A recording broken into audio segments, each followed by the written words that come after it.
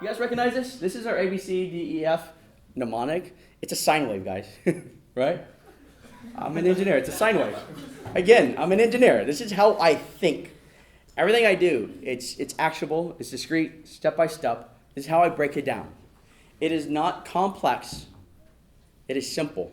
But it is not easy. Nothing good, nothing worth having is ever that easy. So, while I use the restroom, I'm going to allow my lead instructor, Gareth, who was voted best new pickup artist in the world, and who is like Facebook, online, text, phone seduction game, is like peerless. It's the best I've ever seen. Right? So other than me, he also runs many of the boot camps for my company. And he's going to take the next 15 minutes giving you guys some Valentine dating tips. All right? I like that you, that's for you. I like that you said, while I go to the bathroom, like, song and dance time. I'd like to talk to you guys just a little bit briefly about dating. I don't have any slides or anything. I'd just like to kind of talk about what is a good date, what is a bad date, and what should happen on a date. Because the reason why I got involved with this company, this industry in general, was because guys don't get to learn what women want. You know, like it's such a mystery to us that they'll make a movie called What Women Want, and it'll be a comedy, and we'll go, oh, haha, that's funny. We don't know. When we're growing up, men, a little bit of information for women, when men are growing up, girls are always kind of this thing that we really don't like until we're about, for me it was about 11, and then my babysitter Elizabeth came, and I was like, something strange is happening to me. What's going on? And after that, it just becomes this crazy thing, and we have all these weird emotions about women, and talking with your dad about it is kind of gross. You know, it's kind of weird, like, oh, Dad. And some of us are lucky to have like a cool uncle or a cool cousin that we can say like, oh, is this normal? Is this like, you know, is it like she just walked by, that's all she did, and you know. So most of us have to turn to things like movies. Like we have to say like, how do I get good with girls, right? Which is essentially the male brain trying to figure out what women want. What can we give women that will make them want to spend more time with us? And we go to a movie. We go to a movie like James Bond. Totally love all the James Bond movies. Clint Eastwood movies. Movies where that guy, you know, there's always like the hero, and he's always kind of like a little bit hurt. So he's like kind of dark, and he just kind of like broods. And then, you know, like in the movie, the women are just like, you know, he's off in his corner kind of brooding, like in the bar or some like random place.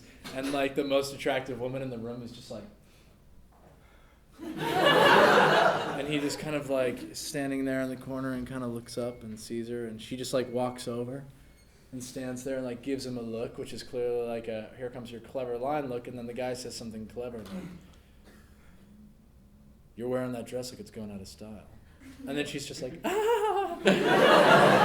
And then they drink and go back to the apartment. And then like we as guys are like, okay, dress cool, don't smile, buy a girl a drink. That's where we get it from. We're not trying to like, I don't even know if you guys are a lot of you are old enough to go to bars, but when you go to bars a lot, guys think, oh, I'll buy that girl a drink. And it's not because I want to get her drunk. It's because, hey, that's what they do in the movies. Right? So why do we go on dates? We go on dates because that's what they do in the movies.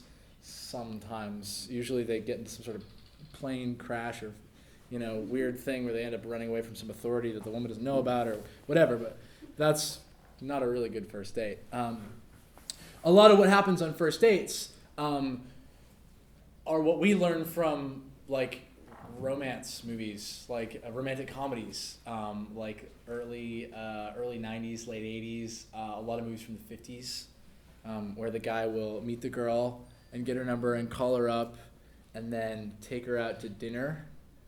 And then after they sit at dinner for 2 hours having an incredible conversation and just connecting so much, they'll go out to a movie where they get a little bit closer and they start holding hands, and then they start, you know, maybe kissing, and then maybe they go for drinks after, but in reality they're just so in love and lust driven that they just go back to his apartment with this incredible view over the bay and meet his puppy or whatever. But realistically, what happens is you meet this girl and then you say, okay, dinner date. I gotta take her to dinner, so I go somewhere fancy, but I don't have a lot of money, so it's not that fancy, and I've never even really been to somewhere that nice. So you get to that place, and then you realize you're sitting down, and she's going, well, I don't stuff my face while I'm trying to answer his questions because he doesn't know what to say, so he's just asking you questions, right? Oh, so where did you grow up? Oh, that's cool. What are you going to school for? Oh, really? Wow. What do you want to be when you grow up? Oh, okay, cool. Yeah, there's a friend of my family that, and it's like invariably like the most boring conversation ever, And then you go to a movie and you're not even sure if you want to be there. For most women, it's just like, this is so boring, and for most guys, it's like, I've screwed up dinner. Oh, this is so awkward.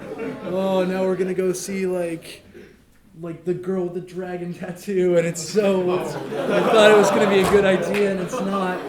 And it gets to that point where, we learn these things the wrong way, entirely the wrong way. And why I got involved with this was to teach people.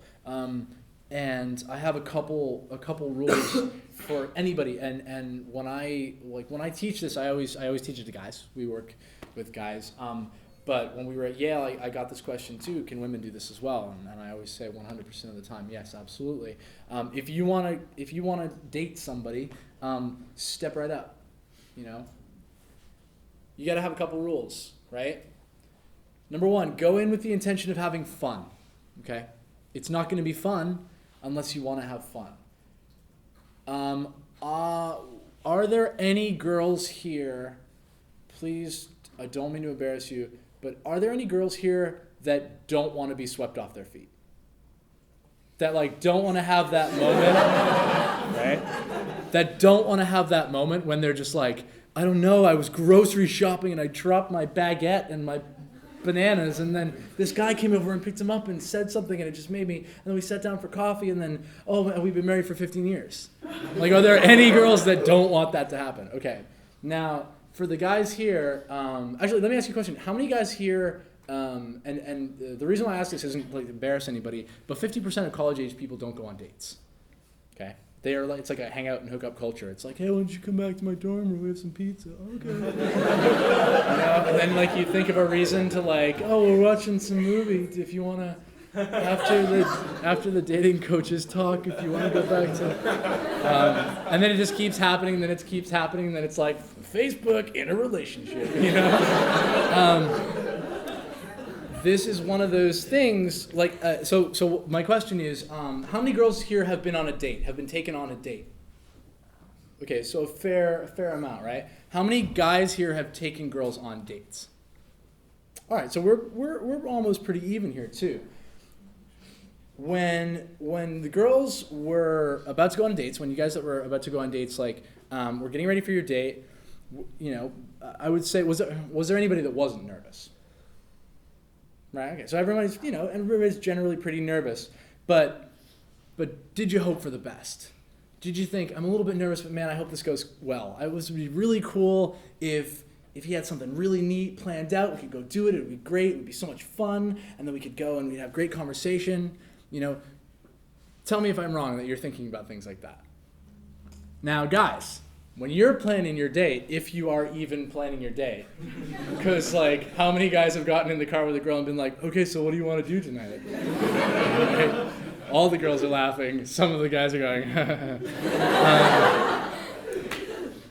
How many guys were thinking, all right, well, how am I going to get laid? How am I going to turn this pizza, How am I going to turn this dinner date into back at my dorm room? Because that's how I thought, right?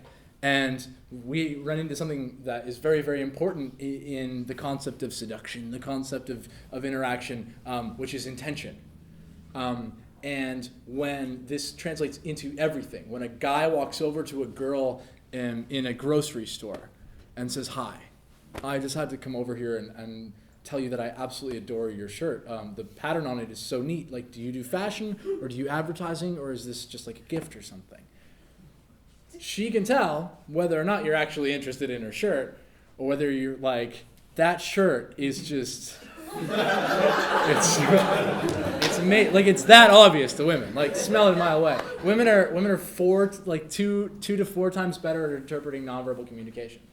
So when you say to like a woman something like, "Yeah, I'm having a great time," she's like, "Bullshit. I can smell it a mile away." Or when you're like, "No, I just want to be friends," she's like, "Bullshit." So when you go into a date and you say, "All right, well, we're gonna go here, and then I'm gonna spend this money, and we go on this date, and I'm gonna get her back to my place, and then like, we'll be back in my place," you're making her uncomfortable automatically. She automatically has that vibe. There's automatically kind of a thing that's going on. There's like a power exchange.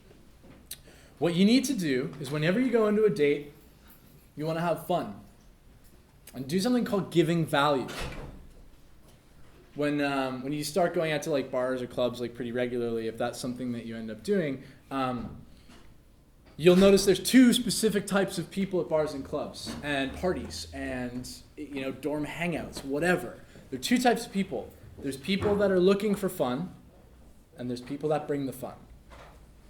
Even guys have this. Like, even guys notice this. Like, there's that one guy that's like actually really like, he's really cool, and he's like a lot of fun, and like, yeah, it'd be cool if he was there. Like, he's a lot of fun. You can become that guy. I became that guy. I was like, hey, like, I want to be fun. I was super shy. I was really nervous. And I realized that you could not only apply this to social situations like parties and hangouts and stuff like that, but you can also apply it to dates as well. Now, how do we do that? So number one, we want to get rid of all of our uncertainties. So we want to plan out everything. When you take a girl on a date, it is your job. Like, as a man, I'll speak to the guys right now. As a man, it is your job to try to sweep her off her feet. It's your job to say, if I'm taking this girl on this date, it's going to be 2 hours or 3 hours or 5 hours or whatever many hours you plan. Within that time, I'm going to make her feel like she's the only girl in the world. Because every girl wants that. And then a lot of guys go, well, yeah, but what about me? Ha, ha, ha. What guy here, right? No, seriously, like a perfectly reasonable thought process. But what guy here doesn't feel like $1 million when a girl is proud to be with him? If you can make a woman feel like $1 million, that's literally going to make you feel like $1 million. And then the two of you are going to feel awesome, and you're going to do it together, and maybe end up in the bedrooms or whatever.